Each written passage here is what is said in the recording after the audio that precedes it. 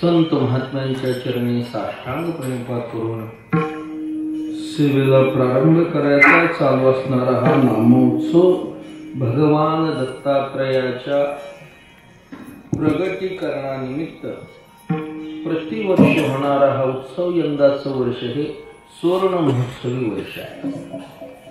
12 वर्ष पूर्ण झाली की एक तप होतं। 2 तप म्हणजे 2 तप झाली की 24 वर्ष, त्यात आणखी 1 वर्ष वाढलं की त्याचा रौप्य महोत्सव। पुन्हा 3 तप 4 तप झाले की 48 वर्ष होतात। त्यात आणखीन 2 वर्षाची भर घातली की 50 वर्ष होतात आणि हे वर्ष हे 50वे म्हणजे सुवर्ण महोत्सवी वर्ष आहे। गेली 49 वर्ष अखंडपणे चालू असणारा हा उत्सव वैकुंठवासी गुरुभक्त परायण आमचे पांडुरंग महाराज यांच्या उपस्थितीत प्रतिवर्ष हा उत्सव पार पाडला जात होता। बरोबर आहे महाराजांच्या। तर महाराजांच्या पश्चात महाराजांचे ज्येष्ठ चिरंजीव उद्धव महाराज आणि महाराजांचे कनिष्ठ चिरंजीव पूर्णानंद महाराज यांच्या मार्गदर्शनाखाली उपस्थितीत हा उत्सव सुरू होतो। वास्तविक पाहता आजचा दिवस हा आमच्या आजोबांच्या म्हणजे सद्गुरू काकासाहेबांच्या पुण्यस्मरणाचा दिवस, म्हणजे पांडुरंग महाराजांचे जे सद्गुरू त्यांचा पुण्यस्मरणाचा आजचा काल आहे। आज तसं वार्षिक कार्यक्रम ठरलेला असतो आमचा। पूर्णानंद महाराजांनी सांगितलं तुम्हाला यावं लागेल, यंदाचं वर्ष हे सुवर्ण महोत्सवी वर्ष आहे। त्यांच्या आग्रहाला मान देऊन तुमच्या सगळ्यांच्या भेटीकरता आज येण्याचा योग आला। आजचा दिवस हा मुख्य दिवस आहे ज्याच्या निमित्तानं हा उत्सव चालू होतो। भगवान दत्तात्रयाचं प्रगटीकरण। मगाशी नियमाप्रमाणे दत्त जन्माचं प्रगटीकरणाचं कीर्तन झालेलं आहे। देव प्रगट झाले, त्यांच्या स्थानावर अधिष्ठित झाले। मग अशा देवाकडं जीवानं काय मागितलं पाहिजे? काय मागावं जीवानं काय मागावं हे जीवाला कळत नाही। म्हणून संतांनी जे मागितलं ते आपण मागावं। नव्हे संताचं जे मागणं आहे ते जीवाकरताच मागणं आहे आणि असं आदर्श मागणं तुकोबाराय आजच्या अभंगातून प्रतिपादन करतात। महाराजांचा बहुतेक सगळ्यांच्या पाठातला परिचयाचा नित्याचा असणारा अभंग हा अभंग जे वारकरी त्यांच्या तर पाठच आहे, पण जे वारकरी नाहीत त्यांच्याही पाठ आहे। एवढ्या नित्याचा अभंग आहे। म्हणजे बाकीचे अभंग गाथा पाहून पाठ करावे लागायचे पहिलं। आता मोबाईल मध्ये सोय झाली, कीर्तनकारांना अभंग घेतला की लगेच मोबाईल बघून हा कोणताही त्रास तुम्हाला नाही। केवळ कानावर पडून पाठ झालेला अभंग एवढा नित्याचा असणारा या अभंगातून जगद्गुरु तुकोबाराय भगवंताकडे मागणी मागतात। देवा हेच दान आम्हाला दे। काय दे?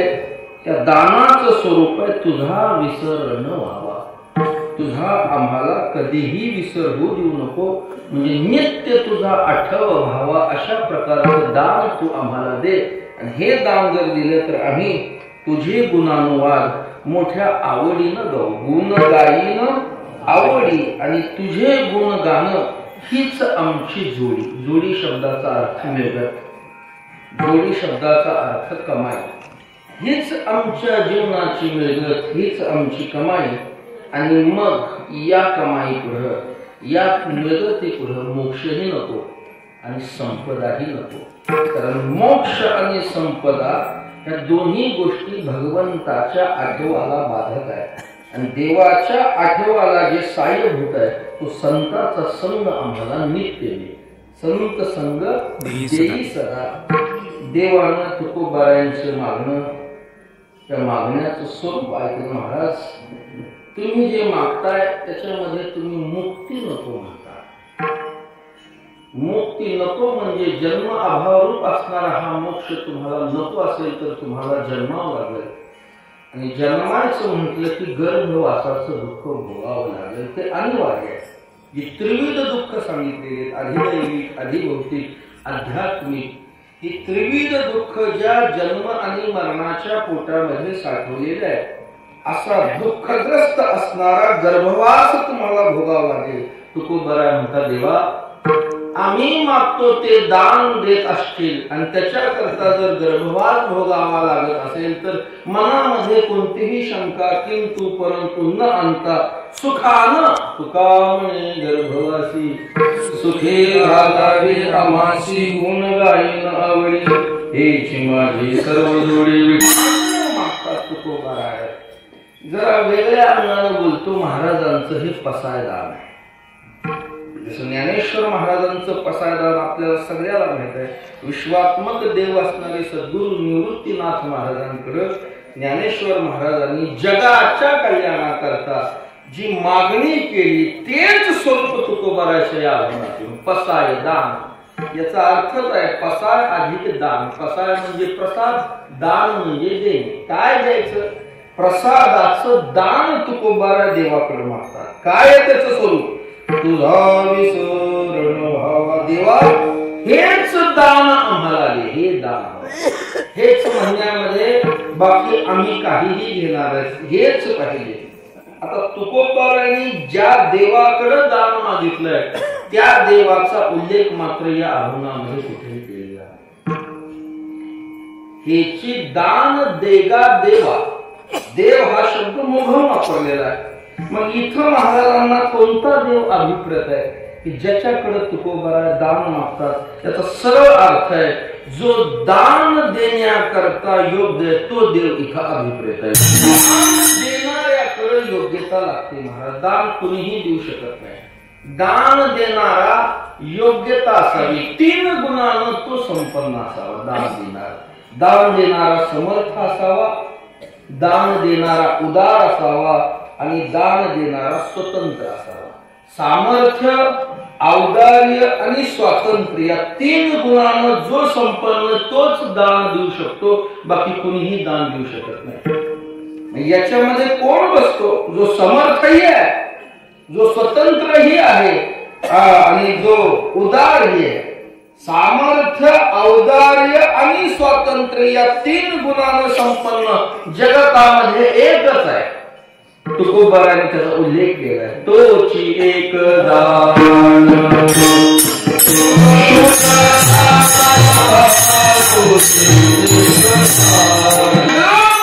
एकच दान शूर आहे.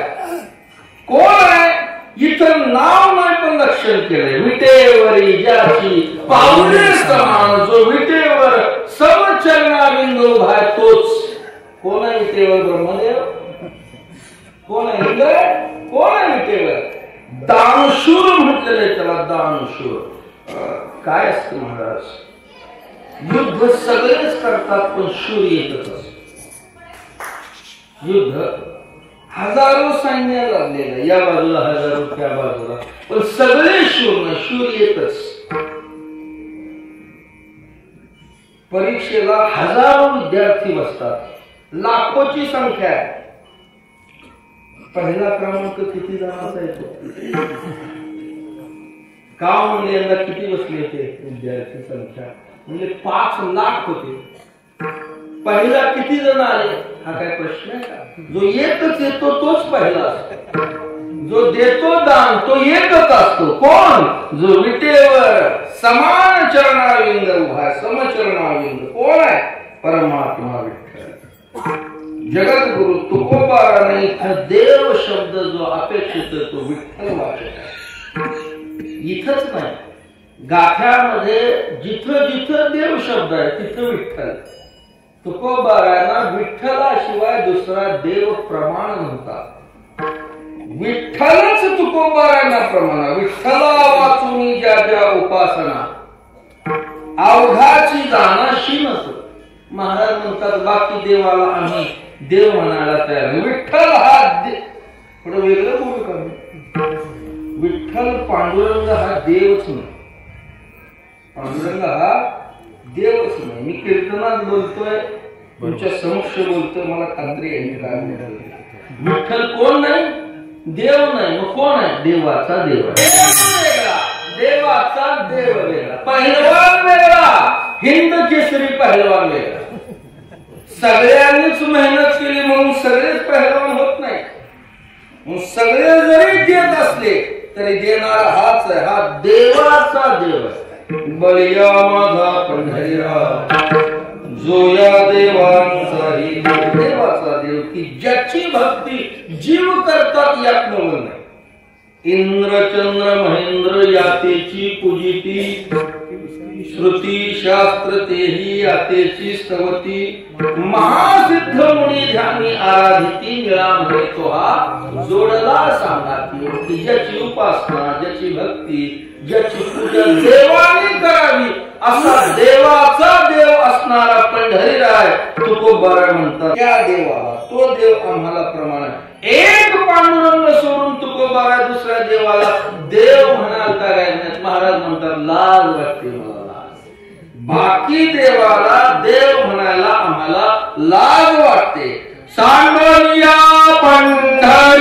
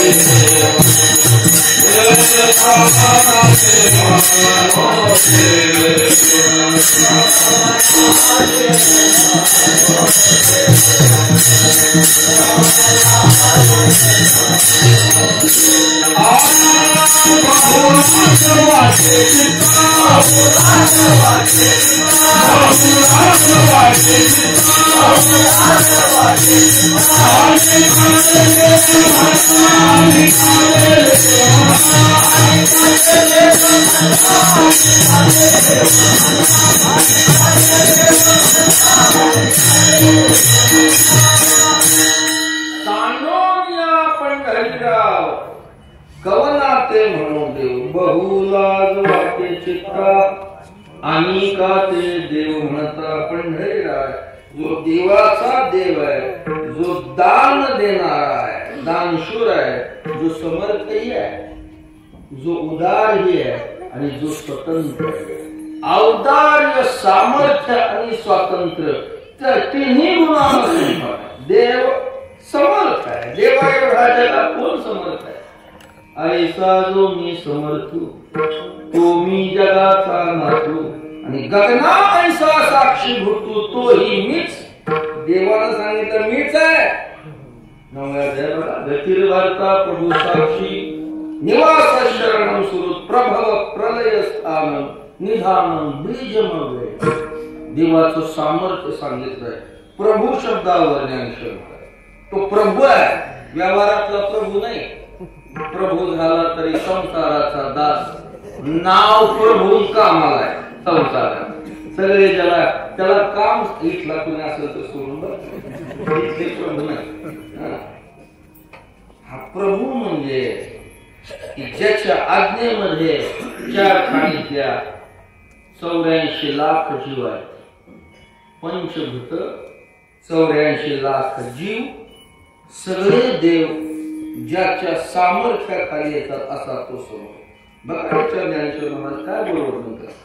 आकाशे सर्वत्र वसावे, वायूने नाव भरी उगीन राहावे, पावते दहावे वर्षावे जळी, पर्वता वैसकाल संडावी, समुद्री रेखा नोलंडावी, पृथ्वीया भूते व्हावीते आज्ञा माझी, म्या बोलविया वेद बोले, म्या चालविया सूर्य चाले, म्या हलविया प्राण हाले, जो जगाते ऐसा जो मी समर्थ. 5 महाभूत आहेत. पृथ्वी, आप, तेज, वायू आणि आकाश. पंचमहाभूत आहेत. अशी गंमत आहे की 5 महाभूत आहेत पण यांचं परस्परात वैर आहे, पटत नाही. पृथ्वीचं पाण्याचं, पाण्याचं वायूशी, वायूचं तेजाचं, तेजाचं आकाशाचं परस्पराशी वैर आहे. परस्पर परस्पराशी वैर आहे, पण गंमत असे हे 5 महाभूत एकत्र आली तरच पदार्थाची निर्मिती होऊ शकते. हे एकत्र आले तरच जगाची निर्मिती आहे ना. पटत नाही पण एकत्र येतात. त्याचं कारण हा प्रभू आहे. यांना आपल्या सामर्थ्याने सांगितलं, आकाशे सर्वत्र वसावे, वायूने नावरी उगी न राहावे, पावते दहावे वर्षावे जय. प्रभूचं काम आहे. त्याला सांगितलं इथून उभारलाच पाहिजे. त्याच्या पर्वताबाई सकाळ संघार. हिमालय पर्वतानं आपली जागा सोडली का? त्याला असं कधी विचार आलाय? कितीक वर्ष झाले इथं बसलोय. माणसं एका ठिकाणी जास्त बसत नाही. आता नवीनच फॅशन आहे. 2 महिने झाले कुठं फिरायला, एन्जॉय बस वाटत नाही एका ठिकाणी. कंटाळा माणसाचा जरा फिरून आल्या फ्रेश होत. तसं हिमालय म्हटलं का मी फिरायला यमग्याकडे येतोय असं होत नाही. ती जागा सोडत नाही. समुद्री रेखा नो लंडाळ. परमात्म्यानं एक विशिष्ट मर्यादा घालून दिली समुद्राला की त्याच्या पुढे यायचं नाही. तर मर्यादेच्या बाहेर समुद्र येत नाही. समुद्र लांब आहे महाराज. एक लाट आली. देवानं आपल्या मर्यादेबाहेर एका लाटेला आज्ञा दिली. ती लाट आली. समुद्रातली एक लाट मर्यादेच्या बाहेर आली. काय म्हणतात त्या लाटेला? सुनामी. अशी भयंकर लाट महाराज की त्या लाटेनं त्या समुद्राच्या जवळचे काही किलोमीटरची बेट गायब करून टाकली. ती कुठे गेली, काय गेली, अजूनही विज्ञानाला शोध लागला. समुद्र आपली जागा सोडत नाही महाराज. असा हा परमात्मा समर्थ आहे. तुझ्या सत्तेने वेदासी बोलणे, सूर्यासी चालणे तुझ्या बळे. त्याचं सामर्थ्य आहे. आपण म्हणतो शरीर आपलं, शरीरातले हात माझे, पाय माझे, डोळे माझे, वाणी माझी, सगळं आपण माझं माझं म्हणतो. आणि कोणाच्या सत्तेनं चालतंय? चाले हे शरीर कोणाची असते, कोण बोलविते? अरे एकवी ऐकवी एक नारायण. एक नारायण. तो चालवणार आहे, तो बोलवणार आहे, तो दाखवणार आहे, तो ऐकवणार आहे. त्याच्या सामर्थ्यानं, त्याच्या सत्तेत आपण आहोत. एकदा का त्याने सत्ता काढून घेतली या शरीरावर, त्याचं सामर्थ्य काढलं. माणसं डोळे असून बघू शकत नाही, पाय असून चालू शकत नाही, कान असून बोलत नाही, तोंड असून कान असून ऐकत नाही. काय ऐकताय तुम्ही? कान असून ऐकत नाही, तोंड असून बोलत नाही. हे देवानं सत्ता काढून घेतल्यावर पाय पण चालत नाही. कचरांच्यावर चौघा चालत जाऊ नाही, चालत नाही का? माणसं त्याला फार गोड शब्द का म्हणले ते तुम्हाला कळलं नाही बर का? देव आज्ञा. देवानं त्या शरीराची आज्ञा काढून घेतली. नुसतं शरीर आज्ञा झाली म्हणजे देवानं आपली सत्ता सामर्थ्य त्या शरीरातलं काढून घेतलं. देव समर्थ आहे. नुसता समर्थ नाही, उदार आहे. उदार. देव उदार आहे, पण आपण उदार. देव उदार. त्या दच्या ऐवजी काय होत? उदार. ह्याला म्हणतात मराठीत वय. देवाकडं औदार्य आहे आणि आपलं उधार. दुकानात बोर्ड असतो, आज रोख उद्या उधार. एखादा सामान आणायचं, पैसे अडचण. त्या दुकानदाराचा मित्र याचा त्यानं फोन केला, तुमच्या मित्राला सांगा 5-6 दिवसात माझ्या अडचण झाली की देऊन टाकतो. बरं जावा, मी फोन करून सांगतो. पिशवी घेतली, सामान आणायला निघाला. पण दुकानाच्या आत प्रवेश करायच्या आधी बोर्ड वाचला, आज रोख उद्या उधार. त्यानं विचार केला, आजचा दिवस रोखीचा आहे, उद्या उधार आहे. आपल्याला माल उधार न्यायचा, आपण उद्या येऊ. पुन्हा दुसऱ्या दिवशी गेलं, दुसऱ्या दिवशी बोर्ड तोच, आज रोख उद्या उधार. ते उद्या कधी उगवत नसतं. जीव तसा आहे. जीव उधार आहे, देव उदार. जगातले जेवढे उदार आहेत त्या उदाराच्या यादीत याचा क्रमांक पाहिला. ठसा त्रिभुवनी उदार हा शिरोमणी अग्रभागी अग्रभागी ज्याच्या औदार्याचं वर्णन पुराणानेही करावं. उदार तो हरी ऐसी कीर्ती चराचरी अनंत हे थोडी गर्जता ती देवाची या देवा गोपिकांच्या पती उदार हे ख्याती त्रिभुवनी इतका उदार इतका उदार. कितीही देवाबद्दल सांगतात देवाचा औदार्य असा संदासा घडला रामायणामध्ये. भगवती सीतेचं रावणानं हरण केलं. प्रभू रामचंद्र आणि वानर सेना आता लंकेवर स्वारी करणार सेतू बंधनाचं काम सुरू आहे. विभीषणानं विचार केला आता सेतू बंधन पूर्ण होणार. प्रभू सह सगळं वानर सेना लंकेत येऊन लंकेसह रावणाच्या आपल्या कुलाचा संहार होणार म्हणून विभीषणानं शेवटचा पर्याय म्हणून रावणाकडे गेले. रावणा सीता ही महान पतिव्रता आहे. प्रभू रामचंद्राची ती पत्नी आहे. तू तिचं हरण केलं जाऊ दे झाली चूक. तू सीतेला परत नेऊन दे रामाकडे. कारण दे राम हे कसे शरण येणाऱ्याचे दोष न पाहणारे शरण येती त्याचे न विचारी दोष असं तेच त्यांचा स्वभाव आहे. तू परत सीतेला दे. रावणानं काय केलं उलट विभीषणाचा अपमान केला. विभीषणाने ठरवला आता रावणासह लंकेचा विनाश निश्चित आता लंकेत राहता कामा आहे. मग प्रभू विभीषण राम प्रभूला शरण आला. प्रभू रामचंद्राला शरण आल्याबरोबर प्रभू काय काय झालं काय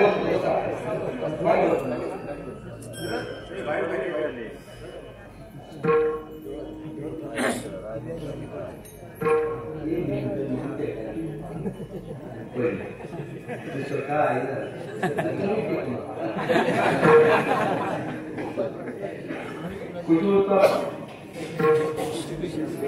हा तुम्ही जागेवर आला. शरण आले शरण. प्रभूनं विभीषणाचा अंगीकार केला. नव्हे तिथंच विभीषणाला लंकेचा राजा घोषित केलं. लंकेचा पुढचा राजा विभीषण. बाकीच्या वानर सेना वाटलं आत्ताच आला नाही की लगेच आत्ताच आला नाही की लगेच दिखले. सुग्रीवाला असं करतात असं नाही वाटलं. सुग्रीवाला वाटलं प्रभूनं विभीषणाला लंकेचं राज्य दिलं. अजून लंका जिंकायची रावण मारायचा न जाणो उद्या रावण जर प्रभूला शरण आला रावणाची चूक केली चूक लक्षात आली तर आपल्या माणसाचा स्वभाव आहे शरणांगता वज्रपर्य. त्यांनीच सांगितलंय मीच एक जगात शरण येण्याकरता योग्य मीच आहे. मीच येतो इथे आठवतंय का काय हा जो मज होय आरण्य शरण तयाचे निवारे मी जन्म या लागली शरणांगता शरण मीच एक. देवाची भाषा. देव रावणाला जर अंगीकार केला तर लंका आधीच विभीषण आलेली रावणाचा सुग्रीवाला क्षण पडला. प्रभू एकांतात होते. सुग्रीव भेटायला गेले. देवा येऊ का या. सुग्रीवा काय नाही केलं प्रश्न देवा काय काय शंका विचारा. विभीषण शरण आले हो तुम्ही लंका देऊन टाकली त्याला चुकलं माझं. तेव्हा तुमचं चुकलं नाही पण माझ्या मनात एक शंका आहे काय अजून लंका जिंकायची रावण मारायचा. लंका जिंकण्याआधी रावण मरण्याआधी लंका दिली तुम्ही. देव म्हणले सुग्रीवा तुम्हाला आमच्या पुरुषार्थाबद्दल काही शंका देवा तुमच्या पुरुषार्थाबद्दल शंका नाही, तुमच्या स्वभावावर शंका आहे. न जाणो उद्या रावणाला रावणाची चूक लक्षात आली आणि रावण जर तुम्हाला शरण आला तर तुम्ही शरण येणाऱ्याला शरणांगता वज्रपणे, शरण येणाऱ्याचे दोष न पाहता आपलंस करणं हा तुमचा स्वभाव आहे. आणि तुम्ही जर त्याला आपलंस केलं तर मग लंका आधीच तुम्ही शरणाला दिली. आता मला इथं देवाचा अवतार आहे तुम्हाला सांगायचं. देव म्हणजे सुग्रीवा तुम्ही म्हणा कसं जर झालं तर आपण रावणाला रावणाची लंका देऊ आणि आपली अयोध्या विभीषणाला देऊन टाकू. उदाराची राशी आपुलेची देसी पद दासा, आपलं पद आपल्या दासाला देणारा तो एवढा उदार आहे. देव आपलं पद देतो, आपलं पद कोण देईल का? आपण आपली चाल दुसऱ्याला देत नाही या पदाचं जाऊ दे, आपली चाल दुसऱ्याला देत नाही या चालीचे. देव पद देणार आहे, पद कोण देत नसतो महाराज. कोण देणार आहे? आपलं पद देव देणार. एवढा उदार महाराज, उदार समर्थ आहे, उदार आहे आणि स्वतंत्र. देण्याच्या बाबतीत स्वतंत्र आहे देव. तुम्ही आम्ही देण्याच्या बाबतीमध्ये स्वतंत्र नाही. आपण जीव दशेला आलो म्हणजे पारतंत्र्यात आहे. आपण दान देऊ शकत नाही. आपण जीव दशेला आलो म्हणजेच पारतंत्र्यात आलेलो आहे. परमात्मा देण्याच्या बाबतीमध्ये स्वतंत्र आहे. त्यांनी कोणाला काय काय दिलं? औदार्य तर काय बोलायचंच नाही. देव उदार, देव उदार, थोड्यासाठी देऊ जाणे फार. थोडं घ्यायचं फार घ्यायचं. मुठभर पोहे मोबदला सोन्याचा गाव दिला, त्याचा सरपंच केला कायमचा सुदाम. किती सामर्थ्य? 2 म्हणायला घेतात. कोण? समुद्र दिला महाराज, देवाचं देणं आहे. ध्रुव बाळानं आढळ पद मागितलं. अशी जागा दे देवा जिथून मला कोणी सुटू नये. असं पद ध्रुव बाळाला दिलं की बस चंद्र सूर्य तोपर्यंत मोजून घ्यायचं कामच नाही. कायमचं त्याला आढळपदी ध्रुव बैसविला बा असा देणारा. आणि तो स्वतंत्र आहे, स्वतंत्र. आपण पारतंत्र आहे. त्याच्याकडे पात्र अपात्रतेचा विचार आहे. देण्याच्या बाबतीत देवाकडे पात्र अपात्रतेचा विचार आहे का? तुझे औदार्य दानो स्वतंत्र देता मनसे पात्र अपात्र पै कैवल्य ऐसे पवित्र वैरी आहे तिथले. किती स्वतंत्र आहे तो.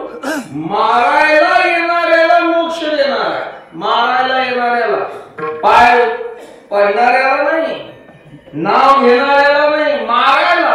उद्या काल आहे पुतना पूजा करायला आली नव्हती कृष्णाची, माराय करता आली. बरं कधी? 5व्या दिवशी जन्मलेले 5व्या दिवशी देवानं तिला मारलं. पण सायुज्य सौऋषू दिधला पुतणे जे विषयाची स्तनपाने मारू आली. मारण्याकरता आणि त्याला मोक्ष देणारा कृष्ण तो कोणी जासी मारी तो पाले ब्रह्म साक्षात्कारी असा स्वतंत्र असणारा परमात्मा. काय काय सांगितले मी त्याचे गुण देणाऱ्याकडे सामर्थ्य, औदार्य आणि स्वातंत्र्य तिन्ही गुण असावेत. यातला एकही गुण जर नसेल तर तो दान देऊ शकत नाही. दान देऊ शकत नाही. समर्थ आहे, स्वतंत्र आहे, पण उदारच नसेल तर काय देणार आहे? उदार आहे, स्वतंत्र आहे, सामर्थ्यच नाही, काय देणार आहे? समर्थ आहे, उदार आहे आणि पारतंत्र्यात असेल तर कसा दान? काय माणसं समर्थ असतात, उदार असतात, पण पारतंत्र्य आहे. मोठी मोठी माणसं असतात महाराज. काही सामाजिक काम असे मोठे उत्सव अशा लोकांचं सहाय्य घ्यावं लागतं. मंडळी सगळी गेली का म्हणजे काय म्हणजे असं असं सामाजिक काम. मग तुम्ही हे काम करा, आमची अपेक्षा आहे सगळ्या लोकांची.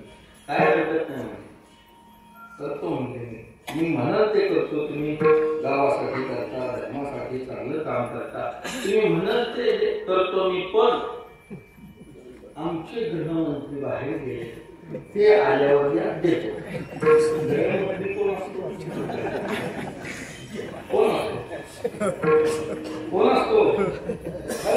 मोठा भाऊ होऊ शकत, वडील गृहमंत्री होऊ शकत नाही, ते बायको ती आली ती म्हणत देतो. समर्थ आहे, उदार आहे, पण पारतंत्र्य आहे, दान देऊ शकत नाही. भगवान उदार आहे, समर्थ आहे, स्वतंत्र आहे, हे जाणून जगद्गुरु तुकोबा देवाकडे आले. देवा तुझा औदार्य सामर्थ्य आणि स्वातंत्र्य जाणून आम्ही आलो. मी मोठ्या अपेक्षेनं औदार्य सामर्थ्य स्वातंत्र्य जाणून आलो.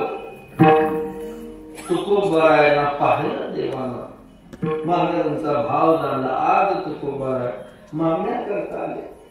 जे तुकोबाराय न मागणं आपली परंपरा सांगणारे, वडिलांची रीत सांगणारे, हात पसरीजीने भीक म्हणणारे, ते तुकोबार आज मागायला आले. देव पुढे आले. महाराज काय हवंय, काय देऊ? काय कमी आहे त्याच्याविषयी? काय कमी? सगळ्यांना संपन्न असणारा देव तुकोबार म्हणता, देवा मागायला आलो याचा अर्थ तू देशील ते घेण्याकरता नाही, आम्ही मागतो ते घेण्याकरता. हेच शब्द आहे. चकार हा अन्याचा व्यावर्तक असतो. आम्ही मागतो तेच दे, बाकी नाही. पुष्कळांना पुष्कळ दिलंय माहित आहे मला त्याच. आमने गोदेसी तरी रिद्धी सिद्धी मुक्तीचारी. आम म्हणजे आम्ही मागतो याच्या व्यतिरिक्त. नेघो रिद्धी नको, सिद्धी नको, ना मोक्ष नको, मागतो ते हेच दे. काय दे? त्या दानाचं स्वरूप आहे. तुझा विसरण व्हावा हे आम्हाला दान दे देवा. तुझा आम्हाला विसर होऊ देऊ नको, याचा अर्थ तुझा सतत आम्हाला आठवावा असं दान तुकोबारा देवाला मागतो. विसरण न व्हावा म्हणजे सतत आठव राहावा हे दान दे. असं दान तुकोबारा का मागतात? देवा तुझा विसर न व्हावा. कारण मानवी देह असा देह आहे की याच देहामध्ये देवाचा आठव आहे. एक हा देह सोडून बाकी देहामध्ये आठव नाही देवाचा. देह जो तुम्हा आम्हाला प्राप्त झालाय तो देवा करता मिळाला. देह देवा करता मिळाला. महत्वाचा शब्द आहे. ना कमवलाय ना तो आम्हाला वारसा हक्कानं प्राप्त झालाय, ना बळानं आम्ही घेतलाय, तो मिळाला. कमवला नाही. माणसं म्हणतात काहीच नव्हतं महाराज आमच्याकडे. कष्ट प्रयत्न रात्रीचा दिवस रक्ताचं हाडाच्या चांगलं पाठ आहे तुमच्या. हे सगळं करून हे उभा केलं वैभव असं कोणी आहे का? हे जे शरीर आहे ते मी कमवलंय, कोणी नाही. मागही नाही, आता येणार, पुढेही होणार. बरं तो बळानं किती पैसे दिल्यावर मिळेल? कोणत्या सत्तेवर बसल्यावर मिळेल? केवढा ज्ञानी झाल्यावर, केवढा अधिकारी झाल्यावर तो मिळेल? आणि तो वारसा हक्का नाही मिळालेला.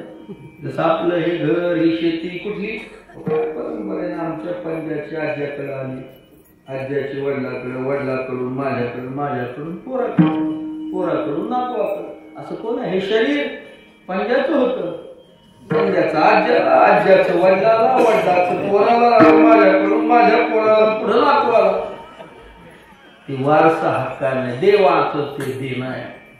देवे दिला देह, दिले देवे दिला देह, कोणताही दिला नाही. दिले इंद्रिय, बाकीचेही देह त्यानं दिले, पण मानव देह जो इंद्रिय संपन्न आहे याचं प्रयोजन काय? जेणे तू जोडसे देवा करता शरीर आहे, त्याच्या आठवा करता हे शरीर आहे. तसं बाकीचे शरीर त्यालाच निर्माण केले, पण देवाला समाधान झालं नाही. आपण हे केले खरं, पण यांना ज्ञानच नाही.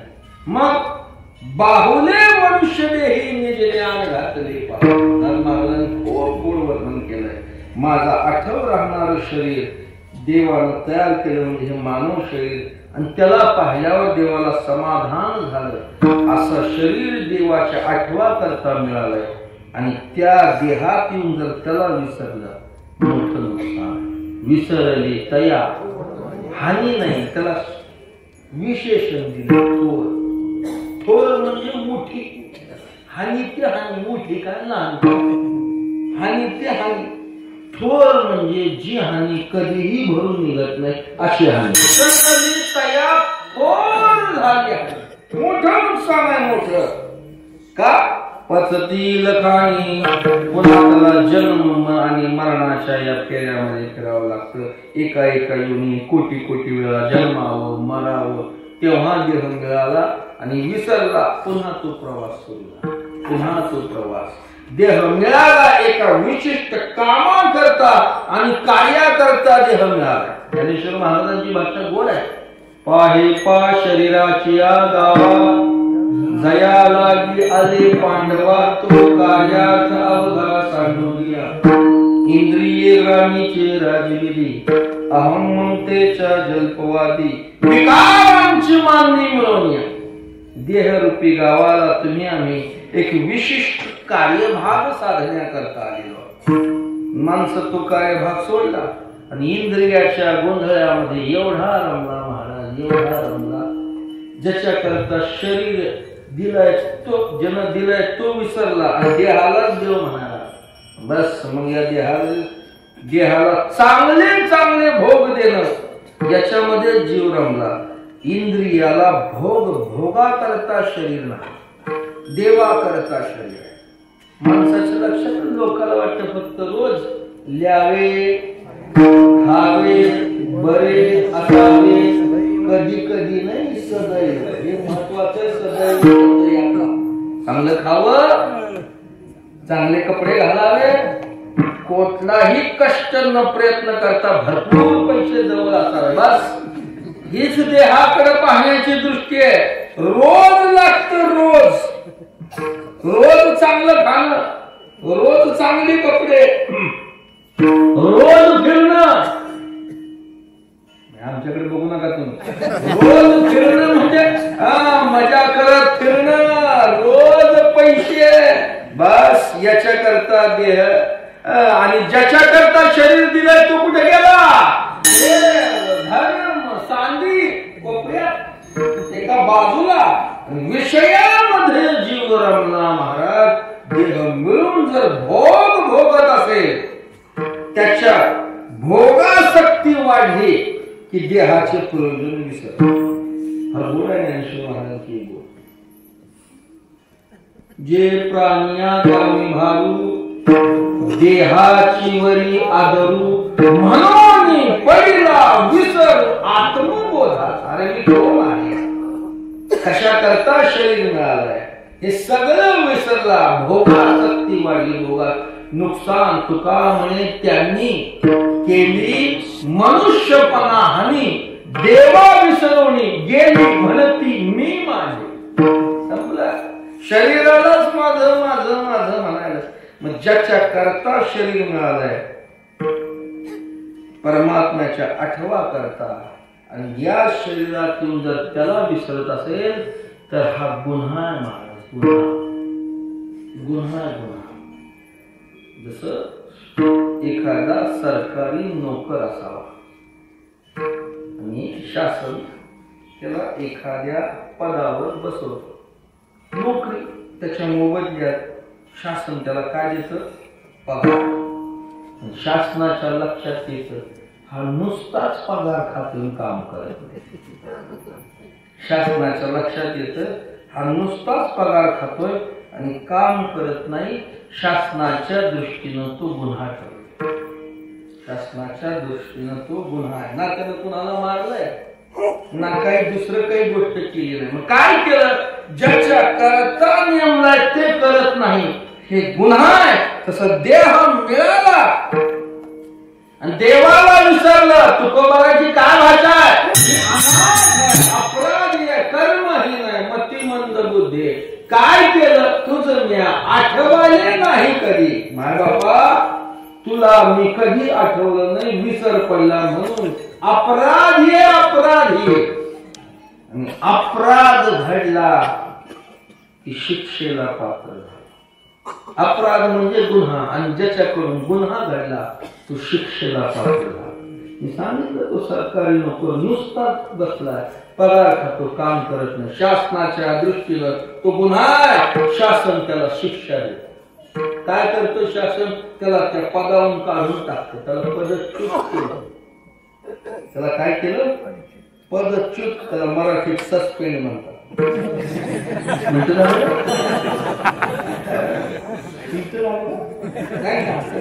सस्पेंड का म्हणले ते साहेब दिसत नाही का? सस्पेंड केलं त्यांना का? काय केलं त्यांनी? गरीब होते, मोठा गंध होता, नुसताच गंध होता, पण काम नाही ना, काम करत नव्हते. शासनानं पद भार काढून घेऊन पदच्युत केलं. ऐका, देवानं तुम्हा आम्हाला शरीर दिलंय त्याची आठवा करता, आणि पगार म्हणजे आयुष्य दिलंय. नुसताच पगार हाणतोय, आठवतच नाही. आयुष्य नुसतंच चाललंय म्हणजे बघू पुढं, बघू आता करायचंय. म्हातारपणात काय देवाचं डोळ्यात दिसत नाही तेव्हा दर्शन, कानानं ऐकत नाही तेव्हा कीर्तन ऐकावं, जेव्हा चालता येत नाही तेव्हा दिंडीत. तुम्हाला चालत नाही, कॅम्पवर बसतो कशाला? हे गैरसमज आहे माणसाचा. उतार वयात परमार्थ, उतार वयात नाही. जिथं सगळाच उतार लागला तिथं देव कसा चढ. चढण्याकरता शरीर नुकसान गुन्हा आहे. जशी शिक्षा गुन्हा घडला की शिक्षा करतो. देह प्राप्त होऊन जर देवाला आठवत नसेल तो गुन्हा आहे, आणि त्या गुन्ह्याची शिक्षा काय आहे ऐका. ज्ञानेश्वर महाराजांनी फार गोड वर्णन केले. अर्जुना, भगवान म्हणतात देहाचा आश्रय घेतला आणि मला जर विसरत असेल तर तरी मनुष्य देहाचा तागा जे घेऊनी रुसती जगा, ते पदवी हिरोणी पैगा ऐसे ठे. देहाच्या आश्रयानं राहतो आणि मला विसरतो ना, त्याची देह रूपी पदवी मी काढून येतो. ते पदवी हिरोणी पैगा ऐसे ठेवी. कैसे ठेवी? त्याला अशा जन्माला घालतो, अशा योनीमध्ये, आणि अशा ठिकाणी त्याला जन्माला देतो. ते ठिकाण म्हणजे मग आहाराचे नावे जेत तृणही नुगवे, व्याघ्र वृश्चिक आळवे तैसे शिखर. असं ठिकाण आहे ते महाराज की त्या ठिकाणात पोट भरण्याकरता गवताची काडीही उगवत नाही. असं ठिकाण आहे की जिथं गवताची काडी उगवत नाही. मग पाण्याचा संबंध आहे का तिथे? पाणी नाही तर गवतच नाही म्हणल्या बाकीच्या गोष्टी आहेत का? खायलाच नाही. आपल्याला आधी खायला लागतं. माणसं म्हणतात प्रसाद आधी आहे का नंतर आहे? आधी यायच्या आधी गाडीतली चर्चा, प्रसाद आधी असतो का नंतर आहे? आधी असतो तर पटकन बसून घेऊ, नंतर असलं तर बाकीच्या सांगतात तुम्ही जागा धरून ठेवा. आपल्याला खायला देह मिळून देवाला विसरले की अशा ठिकाणी जन्म आहे. मग आहाराचे निमावे जेथे तृणही नुगवे, तिथं व्याघ्र वृश्चिक. व्याघ्र म्हणजे वृश्चिक म्हणजे विंचू. असा जन्म आहे. मग हा जीव तिथं भुकेनं व्याकुळ होतो. जिथं पाणीच नाही, पाणी असतं तर गवत असतं, गवत नाही, पाणी नाही, हवेवर किती दिवस जगणार. मग जीव हा भुकेनं ज्यावेळेस व्याकुळ होतो, त्याला भूक सहन होत नाही, त्यावेळेस वर्णन करतात ज्ञानेश्वर महाराज. हा जीव भूक भागवण्याकरता स्वतःच्या शरीराचे लचके तोडतो, तिथंच मरतो आणि पुन्हा तिथंच जन्माला येतो. तेव्हा देवाला विसरल्यावर या ओव्याचा अनुवाद तुकोबाने केलाय. नरक साधिला विसरवणी देवला, बुडाले ते भव नदी माझे. नरक प्राप्त झाला त्याला. नारायणा विसरली संसारी, तया अघोरी घोर वास. त्याचा वास कुठे आहे? नरकात आहे महाराज. नरक आहे तो, त्याचा मालक यम आहे. नरकाचा मालक कोण आहे? यम आहे. आणि एकदा त्याच्या ताब्यात गेलं की बस मग तो कोण आहे, काय आहे, कुठल्या क्षेत्रातला, किती श्रीमंत आहे, केवढा बागायतदार आहे, समाज कार्य करतो का हबहब आहे, काहीच बघत नाही, काहीच बघत नाही. एकदा त्या यमाच्या ताब्यात गेलं की बस मग यम त्याचे दास ते तसेच मारिती, तोडीती, झोडीती, निष्ठुर यमाचे किंकर बहुसा. ज्याला दया आणि माया नसते त्याला यम म्हणा. ना दया त्याच्याजवळ ना माया, तो यम आहे. मग मारतात काय, तोडतात काय, झोडतात काय, हे तिन्ही शब्दाचा अर्थ वेगळा आहे. मारणं वेगळं आहे, तोडणं वेगळं आहे, झोडणं वेगळं आहे. एक अर्थ नाही.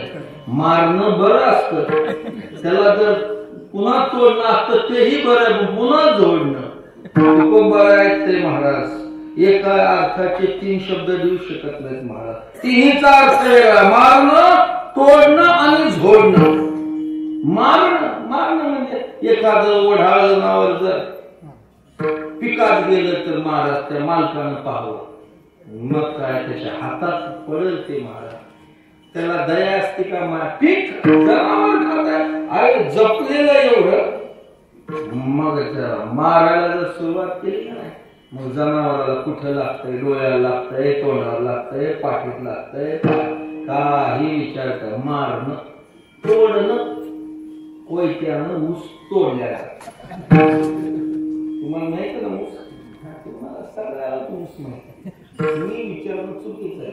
ऊस कोयत्यानं तोडायचं, झोडणं वेगळं. तुमच्याकडे तुरीची पीक आहे का? तूर असत, तुरीचे शेंगा माहित आहे ना तुम्हाला? नसलं माहित तर ऐका. तूर असते महाराष्ट्र. आता ते आजकाल प्रगत तंत्रज्ञान, ती मळणी यंत्र निघाले. पूर्वी त्याला मळणी यंत्र नव्हते. तुरीची खरी सुरू झाली की 15 महिना मग त्या तूर काढली की त्याची अशी पेटी लावायची, पेटी तुरीची. मग त्या पेट्याला तुरीच्या शेंगाही असतात, त्याला तुरीचा पालाही लागलेला असतो. पेटी बांधून ठेवले की मग त्याचं खळ करण्याकरता रोज काम तो पेठा हातात धरायचा, फिरवून फिरवून आपटून झोडून जो शेंगानं आणि पायानं दखडलेली ती तूर, ना शेंगा न पाला, नुसत्या तुराटे.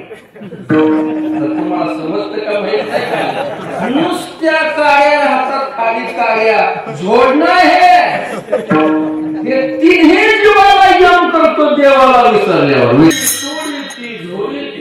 बर ते शरीर असं असतं महाराज मिळाले गिळ्यावर, त्याच्यामध्ये मरत नाही, यातना निश्चित. कितीही मारलं तरी मरण नाही, यातना मात्र आहे. कितीही तोडलं तरी मरत नाही, यातना निश्चित. कितीही झोडलं तरी मरत नाही, हे देवाला विसरल्यावर जाणतात. तुकोबा देवा आम्हाला हे दे, तुझा विसर, तुझा आम्हाला विसरू देऊ नको. हे मागणं महाराजांकरता नाही, आपल्या करता. महाराज देवाला विसरले, आणि ज्यांचा विषयच देव झालेला ते विसरतील काय? हे संतांचं जे मागणं आहे ते जीवा करता, जीवा करता. तुझा विसर आम्हाला होऊ देऊ नको, असं दान दे. आणि असं दान दिला तर आम्ही काय करू? गुणगायीन आवडी हेची माझी सर्व जोडी, हेची दान दे गा देवा, तुझा विसर नवा. दान दे गा देवा, तुझा विसर नवा. गुणगायीन आवडी हेची माझी सर्व जोडी. पंढरीरायापुढं दान मागतात, त्याचं स्वरूप तुझा विसर न व्हावा, म्हणजे सतत तुझा आठव आम्हाला राहावा. हे दान देण हे दिल्यावर आम्ही काय करू? तुझे गुणानुवाद मोठ्या आवडीने गाऊ. गुण गायीन आवडी. गुण गावे तर देवाची गावे का? तर तो गुणी आहे. परमात्मा गुणी आहे, आपण अवगुणी. आपलं काय कायचे महाराज? देव गुणी आहे महाराज, गुणानं संपन्न, सगळी गुण, सकल गुणे संपन्न एक देवाची लक्ष. सगळ्या गुणानं जो संपन्न आहे तो देव. तुका म्हणे जे जे बोला ते साजे या विठ्ठल. सगळ्या गुणानं संपन्न परमात्मा आहे, अपार गुण आहेत त्याचे. नामदेवराय म्हणतात ना, अनंत गुण माझ्या स्वामी ते, अनंत म्हणती म्हणून काय. जो अनंत गुणानं संपन्न आहे म्हणून त्याला अनंत म्हणतात. अनेक गुण आहेत, गुण देवाचे गावेत महाराज. दुसऱ्याचे काय, जीवाचं काय द्यायचं? रोज कितीही जन्मतात, जेवढे जन्मतात तेवढे मरतात. वेळेत काय पुराण देवाचं वर्णन करायचं? पुराणाने वर्णन कोणाचं केलंय? कीर्ती कोणाची गायली? चहुवेद जाण, काही शास्त्री कारण, 18 पुराणे कोणाची गाती? हरीशी गाती. गुणी आहे तो गुणी, देवाचं गाव. कबीर महाराज एका घरी भेटायला गेले. महाराज नेहमी येणं जाणं, 4 भाऊ होते. मग त्या धाकट्याचं लग्न झालं. त्याची मंडळी पहिल्या दिवासनाला जाऊन तिच्या नवऱ्यानं तिला नथ केली, भावाने काय केली? नथ. मग ती पुन्हा माहेरा वर्गाचा स्वभाव असतो. बाकीच्या विचार, तुझ्या भावानं काय घेतलेलं तुला पहिल्या दिवाळीला, काय घेतलं? बाया तशा कुणीच विचारलं नाही. ती नाराज झाली, माझ्या भावाने एवढ्या कष्टानं मला नथ घेतली, कुणी विचारलं. कबीर महाराजांनी दर्शन घेतलं, सांगितले आमची लागते, नुकतंच लग्न झालं. गेलती का पाहिजे वासना? हो. काय घेतलं भावानं तिला? असा आनंद झाला महाराज. महाराज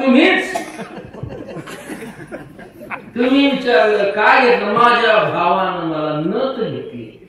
वा, नाकात घालायची नथ घेतली. कबीर महाराज म्हणतात, अरे ज्यानं नथ घेतली त्याचा आठव ठेवते आणि ज्यानं नाक दिलं त्याला विसरते. काय जेने हा जीव दिला दान, तयाचे करील चिंतन, जगत जीवन नारायण गायीन गुण तयाचे. तो गुणाचा सागर आहे. सागर म्हटलंय, खान म्हटले, गुण लावण्याची खान. आता तो अपार गुणानं संपन्न आहे आणि त्याचे गुण गाण्याकरता आपली वाणी ही मर्यादित आहे, बुद्धी ही मर्यादित आहे, वेळ ही मर्यादित. अमर्याद गुणाचं वर्णन मर्यादित वाणीनं, मर्यादित बुद्धीनं, मर्यादित वेळ कसं करता येईल? महाराजांची भाषा ना, तुझ्या पार नाही गुणा माझी अल्पमती नारायणा, भवतारकाजी सुजाना एक विज्ञापना. अपार गुणात आमची वाणी, आमची मती बुद्धी अल्प याच्या करता ज्ञानेश्वर महाराजांनी प्रमुख 6 गुण सांगितले की 6 गुणात सगळ्या गुणाचा अंतर्भाव. यश, श्री, औदार्य, ज्ञान, वैराग्य आणि मनोनिपोची. ऐका किती गुण आहेत त्याला महत्व नाही. हे ऐका, यश, श्री, औदार्य, ज्ञान, वैराग्य, ऐश्वर्य, हे 6 गुणवर्य वसती मनोनितोची. तोच देव आहे. यश, श्री, औदार्य, ज्ञान, वैराग्य. बस याचं आता वर्णन करायला वेळ नाही. या 6 गुणाचं आम्ही वर्णन करू. कसं? आवडी, सवडीनं, सवड वेगळी आवड वेगळी. गुण गायीन, आवड त्याला म्हणावी ज्याचा कितीही भोग घेतला तरी पोट भरत नाही ती आवड. परमात्म्याच्या बाबतीत 2 गोष्टी अशा आहेत महाराज, एक भगवंताचं रूप आणि भगवंताचे गुण. ज्याचा कितीही भोग घ्या पोट भरत का? पोट भरत का? त्याला कितीही पहा आणि त्याचे गुण कितीही का. धनी न पुरे गुण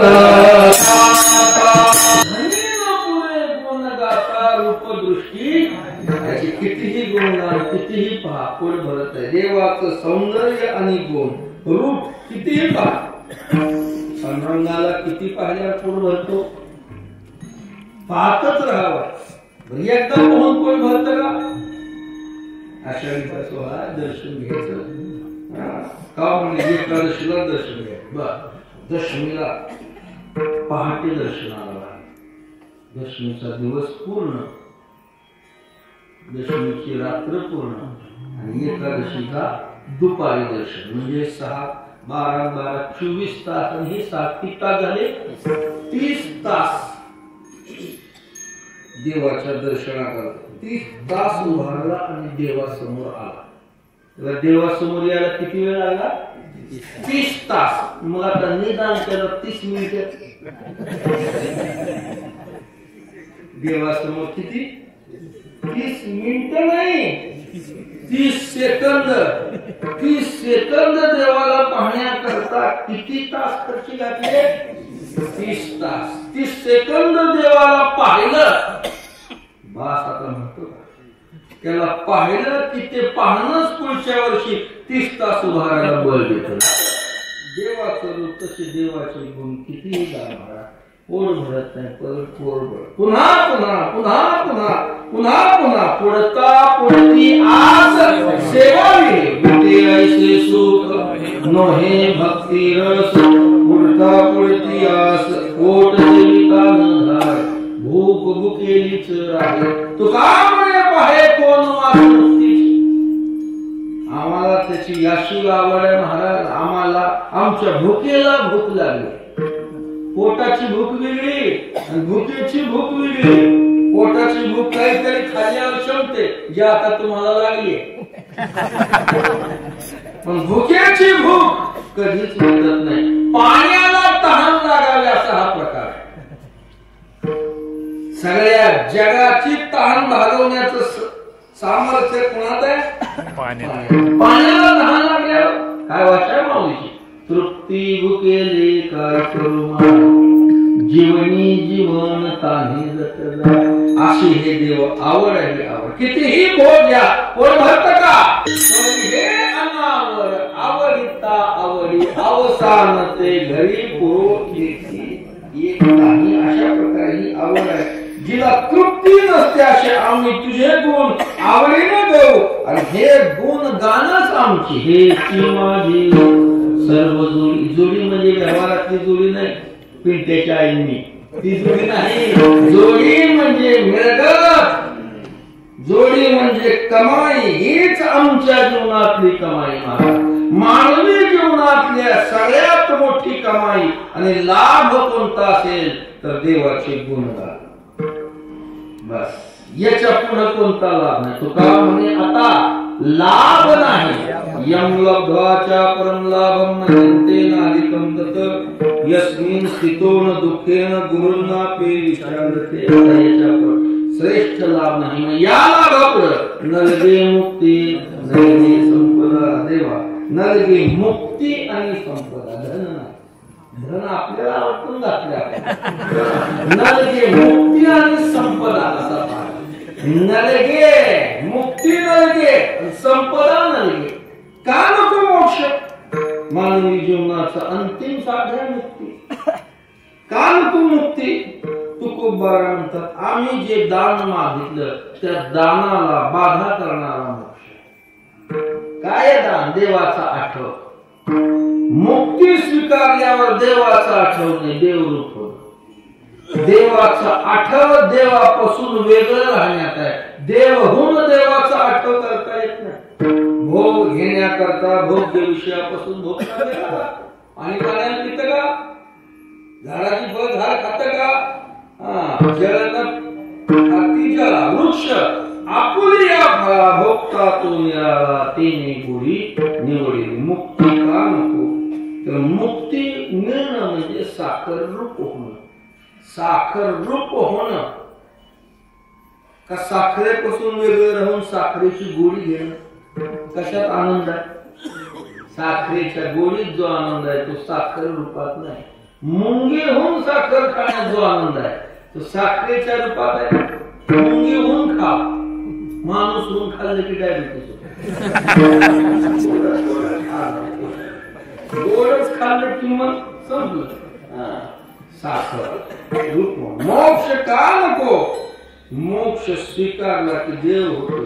देव होऊन विषय संक्षिप्त करून सांगतो. देव होऊन देवाचं आठवणं, देवापासून आणि मुक्ती स्वीकारली की जन्म देवाच्या आठवा करता जन्माची गरज आहे. आम्ही मागही तुला आठवत होतो, आताही आठवतो, पुढचा संकल्प होतो. माग काय केलं, मागे बहुता काय केलं, हेच करीत आलो आम्ही. भवताप श्रमी दुःखे पिढीले गरजो हरीचे पवार. हे माग केलं, आता एक गावे आम्ही हेच करतो. पुन्हा म्हणजे मना जोगती आमची पोळ भरलेली नाही. पुन्हा याच्यासाठी आम्ही जन्म घेऊ, जन्माला येऊ. मोक्ष स्वीकारल्यावर जन्म नाही ना. यद्गत्वा निवर्तन्ते तद्धाम परमम. हे पुन्हा नाही. मुक्ती स्वीकारल्यावर आम्हाला मुक्ती का नको, जन्म घ्यायचा. नगे मुक्ती नगे संपदा. मोक्ष जसा बाधक आहे तसं धन बाधक आहे. ज्याच्या आयुष्याचा वेच धनाकरता खर्च होतो तो कोंबाला म्हणतात जाना त्या निश्चिंती देव नाही. त्याला देवच नाही. वृत्ती भूमी राज्य द्रव्य उपार्जिती. जाना त्या निश्चिंती देव नाही. वृत्ती शब्दाचा अर्थ इथं वतनदार. वृत्ती भूमी राज्य द्रव्य मिळवण्याकरता आयुष्य जर खर्च घालत असेल, जाना त्या निश्चिंती देव नाही. नजराना आलेला ते महाराजांनी मागवला नव्हता आणि राजांनी द्यावं तसं वातावरणही तयार केलं नव्हतं. आता सहज घेत नाही, वातावरण तयार करतात. महाराज काहीच घेत नाही, वातावरण मात्र तयार करतात. तुकोबारांनी काहीच केलं नव्हतं राजाला. पुन्हा राजे कशा करताय, कशा करता 9 अभंगाचं पत्र दिलं छत्रपती राजाला तुकोबारांनी. त्यातले पहिल्या अभंगात 2 देवाची हजेरी घेतली. देवा कशा करता, तुला खोड आहे, तुला खोड आहे. तुझं लागली हे खोडी पांडुरंगा बहुकुळी. काही लोकांना खोड असते तशी देवाला खोड आहे. तुझी निष्काम उपासना करणाऱ्या भक्ताच्या साधनेमध्ये धनाची विघ्न पाठवतो. घेणार नाही. देवत्या छत्री घोडे येतो मर्यात नसते. नावडे जे चित्तात त्याची होती पुरविता. जे आवडत नाही तेच देतो. पुन्हा पाठवलं आणि शेवटी राजाला सांगितलं, राजा आम्ही संपन्न व्हावं, सुखी व्हावं ही तुमची भावना असेल तर धनाने होणार नाही. मग कशानं म्हणा, विठ्ठल विठ्ठल मुखी नाम गा. त्याचे गुण वर्णन करा. यांना आम्ही सुखी होऊ. संपदा नये. 12 नरक भागवतात आहे. धनाची पाठी कलिकालाचा लाग म्हणून या संग नलगे मुक्ती नलगे संपदा. मग देवा तुझा आठव ज्याच्या संगतीत संत संग संताच्या संगती परमात्म्याचा सतत आठव. देव त्यांच्या संत संग. कारण सत्संग दुर्लभ आहे. तो देवाच्या कृपेनं प्राप्त होतो. लभते की तत्कृपाय. त्याला कृपा केली की लागतो. नारद भक्तिसूत्रात म्हणतात, महत् संगस्तु दुर्लभो अगम्यो अमोघ. संत संग हा दुर्लभ है, अगम्य अमोघ है. तो केव्हा प्राप्त होतो, लभते की तत्कृपाय. त्यानं कृपा केली की लाभतो. बहु अवघड असे संत भेटी परी जगत येठी. त्यानं कृपा केली की शक्य. देवा संत संग तुकोबाराच्या दानाचं स्वरूप ऐकून घेतलं. देव म्हणतात, महाराज हे दान मी द्यावं असं तुम्ही म्हणता, पण तुम्ही मोक्ष नको म्हणता. कारण तुम्हाला जन्म आणि जन्माला यायचं म्हणजे दुःख आहे. महाराज जन्माला येणं सोपं नाही. त्रिविध दुःख सांगितले, आधी दैविक, आधी भौतिक, आध्यात्मिक. वेळेच्या ऋषीमुनी देवाकडे मोक्ष मागायला कशामुळे घाबरून. जन्म मृत्यू जरा व्याधी दुःख दोषाम दर्शन. देवा पुन्हा पुन्हा जन्म मरण आम्हाला नको. आता पुरे हा संसार कर्म बळीवंत दुष्ट. राहो नेली स्थिर एके ठाई निश्चय. मुनी मुक्त झाले घेणे घेऊन गर्भवासाला. मुक्त घेण्यासारखा गर्भवास आईच्या उदरामध्ये जन्माला येण्याच्या आधी 9 महिने 9 दिवस, एक दिवस नाही, बर ती जागा परिस्थिती कशी आपली विष्टाल एक चौकडे नाती तोंडी कृमी केली गर्भवासीचे दुःख गाढे कोणा पुढे गाढ आपण म्हणा गाढा अभ्यास गाढा अभ्यास तसं गर्भातलं दुःख गाढ आहे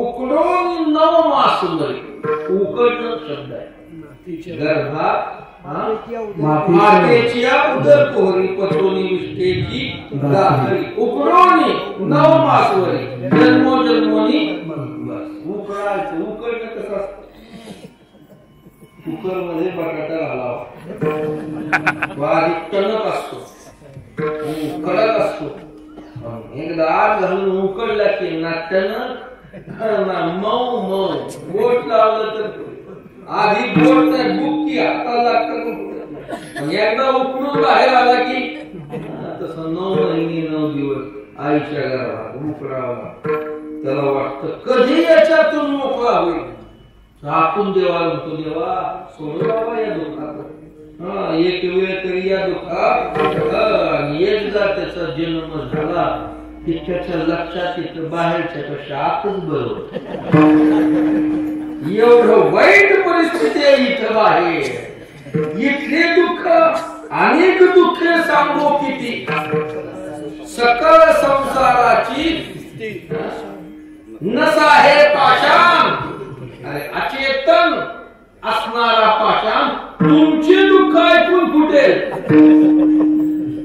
नसा हे पाषाण फुटती भयताप चित्ती पाषाणाला काही नाही का काही जाणीव आपली दुःख सांगितलं तर पाषाण दुःख एवढं दुःख मानताना याच्यापेक्षा पुढची वाईट परिस्थिती सावध करत नाही तुकोबा आता करणार नाही तुला कळो येईल प्राण राहती निराळी रांडा पोळे सगळं असं वर्णन जीव जाताना या शरीरातून जीव जाताना शरीराला किती वेदना आहे 2 कोटी विंचू एका वेळेस चावावे एवढं दुःख शरीरातून जीव जाताना किती कोटी पैसे नाही विंचू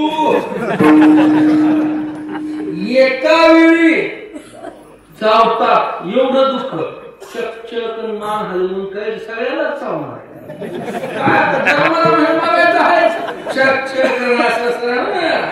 सगळ्याला खायचंय सगळ्याला भोगायचं एवढं दुःख आहे तुकोबारा म्हणता देवा तुका म्हणे गर्भवासी हे जाणून तुकोबारा गर्भवास भगवान जाणवता जाणीव करून देता तुकोबारा म्हणता देवा मला माहित आहे सगळं आमची प्रमाण आम्हाला माहित आहे तू त्याची काळजी करू नको नाही आम्हाला भीती नाही जन्माला येतानाही भय नाही जातानाही भय नाही का तर आमचं चित्त हे नाममय सेवामय तुझा आठवण त्या चित्तात असल्यामुळं गर्भवासी दुःख नाही येता जाता हृदयी असता येताही दुःख नाही आणि जातानाही दुःख नाही नाममय झालंय सेवामय तुझा आठव सतत त्या चित्तात असल्यामुळं येता जाता दुःख नाही आम्हाला हे जन्म मरण स्वप्नासारखं मिथ्या स्वप्न खरंय का स्वप्न खरंय का एकाला स्वप्नात तिकीट लागलं वाटलं किती 5 लाख स्वप्नात महाराज दाबून सांगतो 5 कोटी लाखानं का स्वप्नात का घ्यायचं नाही घ्यायचं 5 कोटीचं तिकीट लागलं 5 आनंद झाला दुकानात गेला तिकीट लागलं हो हो घेऊन तुमचा चेक चेक वर सही केली चेक हातात द्यायचा तेवढ्यात बायको उठा किती वाजले सुटलं कीर्तन उठा उठलं ते डोक्याला तुला काय कळलंय का अगं मला 5 कोटीचं लॉटरीचं तिकीट लागलं, मग चेक घेतो तू उठवला की त्याच्या पुढची ती म्हणजे मी तुम्हाला नेहमी सांगते पैसे आले की माझ्या हातात देत जावा. स्वप्नात आहे, स्वप्नात खरं काय चेकिंग घ्यायचं खरं तर हातात घेत नाही. जन्म आणि मरण, जन्म मृत्यू स्वप्नासारखे आपत्या दिसे पारखे. तुका म्हणे अखंड सुखे वाणी वदे मुखे प्रेम रत्न. तुका म्हणे गर्भवासी सुखे घालावे आमासी गुणगायन आवडी हेची माझी सर्व ज्ञानेश्वर.